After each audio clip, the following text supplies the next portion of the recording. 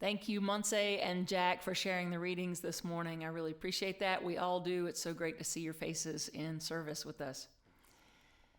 So we've heard the saying so many times attributed to Master Teacher Jesus, the kingdom of heaven is within. Paul wrote about it in the Bible when he said, rekindle the gift of God within you. And Jack just referenced it when he said, the presence is within you.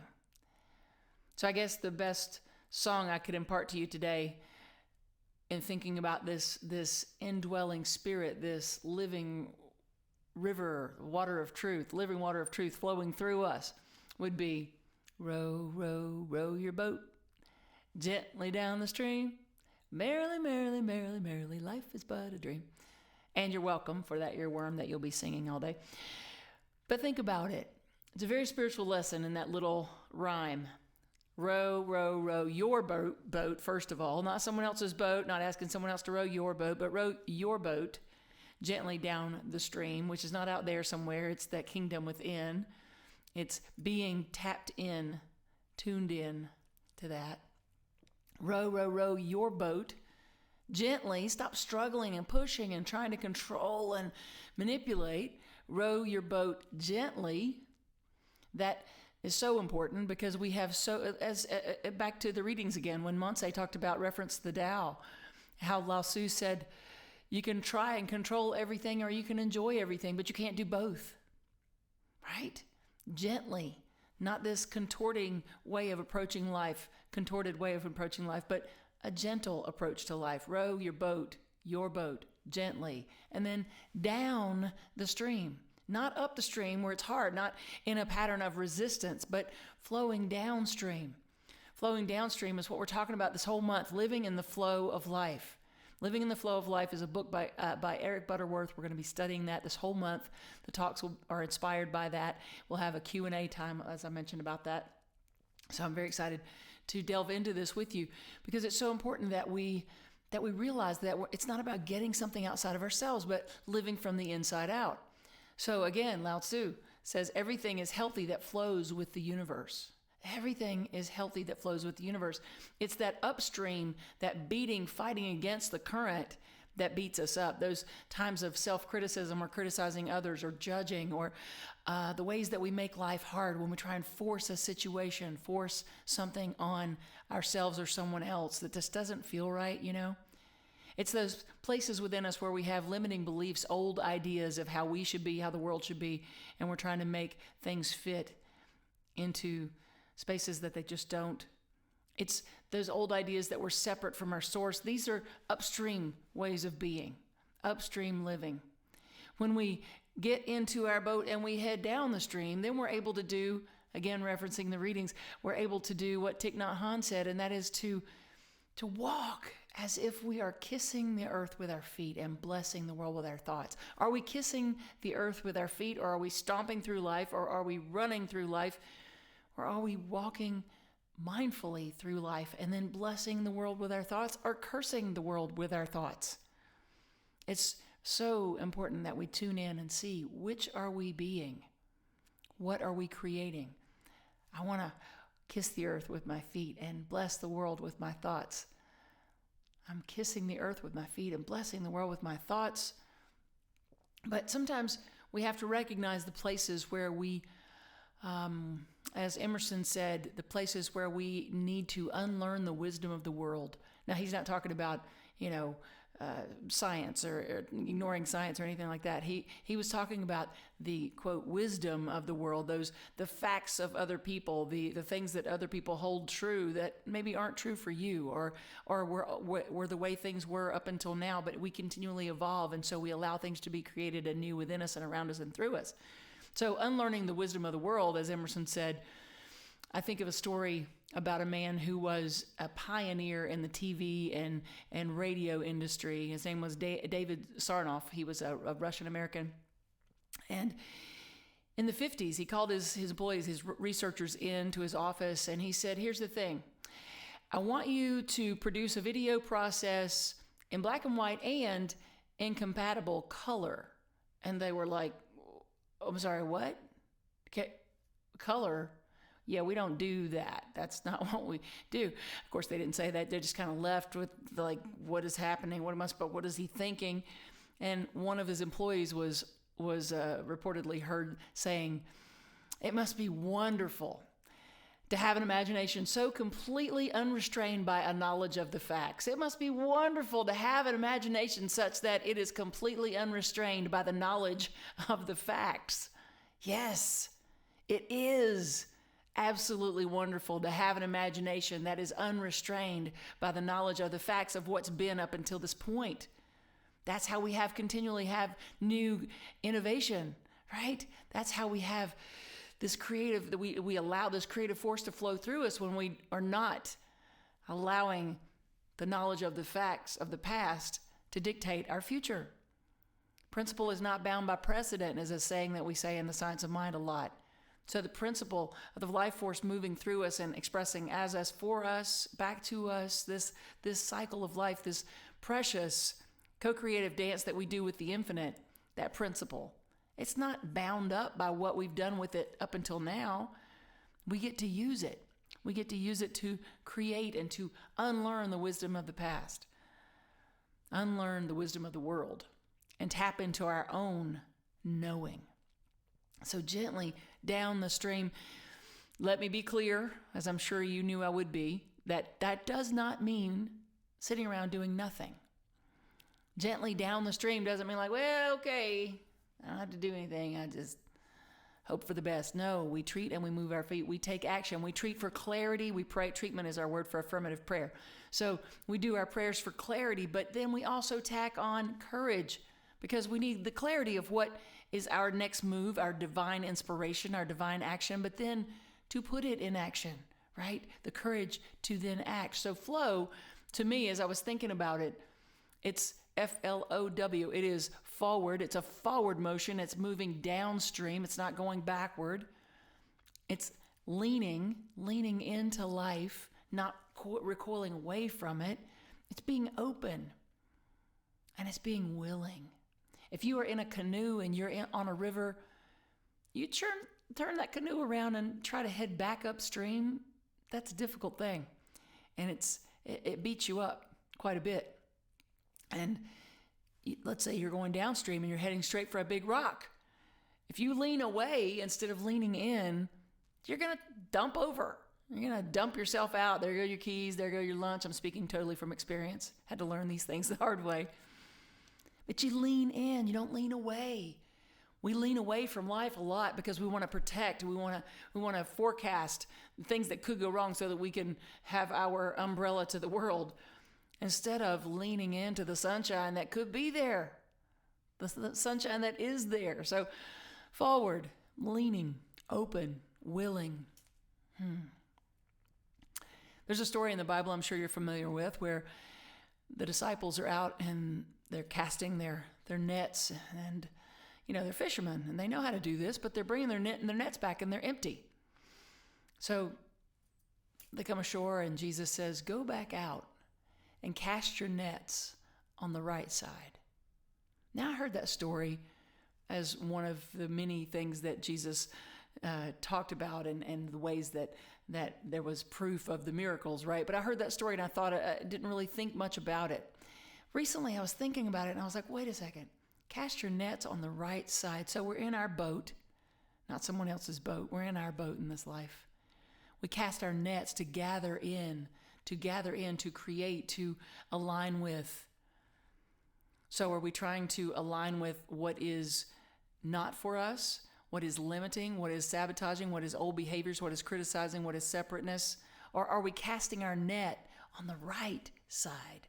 Jesus was always telling us to think aright, to pray aright, meaning to remember our sonship, our daughtership, our kinship, our oneness with the divine. He was always teaching to align yourself with the divine, right thinking.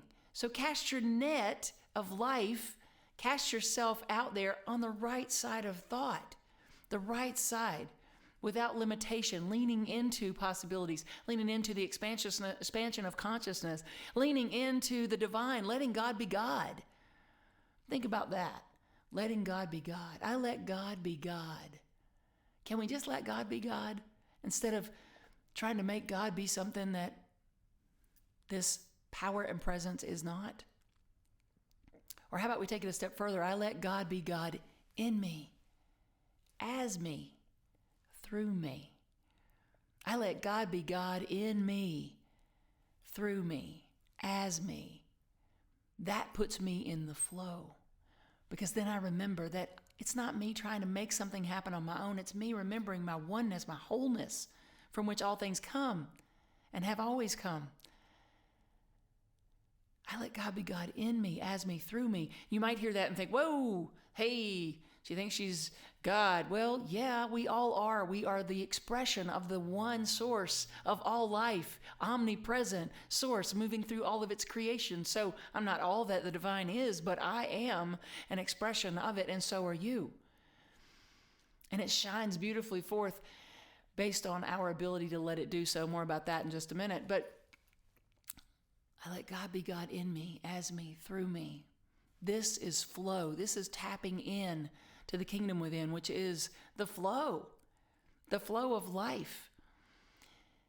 There's a saying an understanding in medicine that there's only one disease, and that's congestion. If you think about heart trouble, there's not a proper flow. If you think about lung trouble, there's not a proper flow. If you think, all these different things, it's about flow or congestion. The same is true with our lives. The same is true with our lives. Understanding this is understanding that the only problem that we have in our lives is due to the ways that we inhibit the flow of life through us. So in this book, In the Flow of Life, Eric Butterworth says this quote: "The secret of healing of any kind is to correct the life. Let me try again.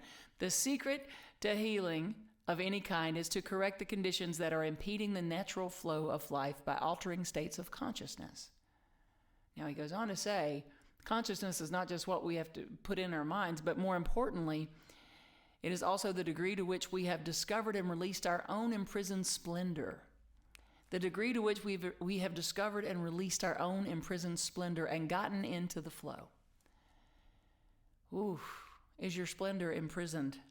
Right? The greatness, the allness of the divine busting through you. Are you letting it flow through?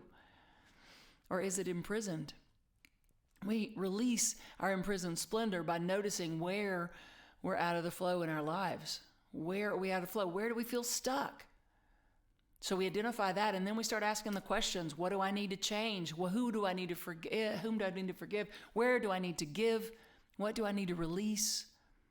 There's always the answer when we ask the question and listen. So, what needs to change? Because the circumstances I'm living in now are a byproduct of where I've been in consciousness. I love my life. It's wonderful. And we are ever evolving and spiraling outward and upward and onward creative beings that are forever unfolding into the next best version of ourselves. So, sorry if you like that plateau action and you like just hanging out in the plateau. We're always being called for the more. We're always having this push, this pull really, not a push, this pull forward. And so when we resist that, we feel stuck. We feel divine discontent.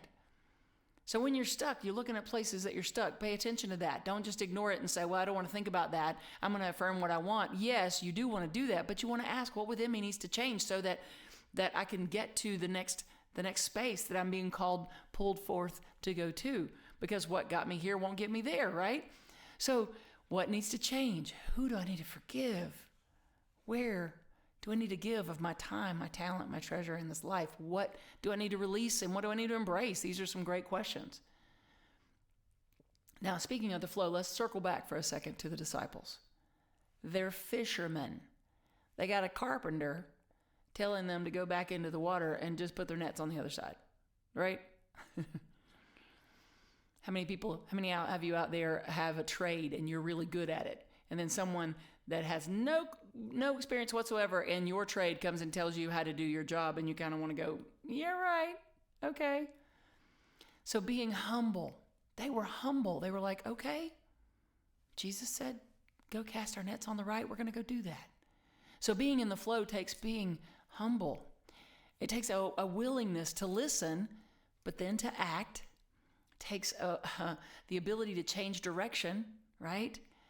When you're going down the river in a canoe and all of a sudden you think you're going that way, but the current takes you that way, you have to be open to change.